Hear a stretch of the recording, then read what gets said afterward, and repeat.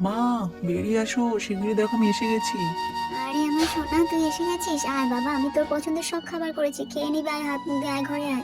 না মা, আগে প্রতিশোধ তো নিয়ে আসি। বলছিস কি বাবা? তুই কি বলছিস? আমার তো মাথায় ঢুকছে না।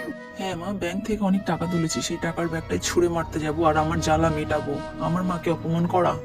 মিস্টার বড়লোক, বেরিয়ে আসুন, কোথায় আছেন? ও মা, এই তোমার খোকন এসেছে। মা, বেরিয়ে আসো মা, দেখো তোমার নাতি এসেছে। নাতি।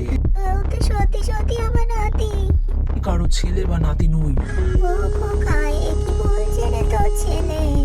মনে পড়ে না কিছু বছর আগের কথা? আমার মাকে অত্যাচারিত করা হতো, তার দেনা পাওনা নিয়ে, তার টাকা পয়সা নিয়ে।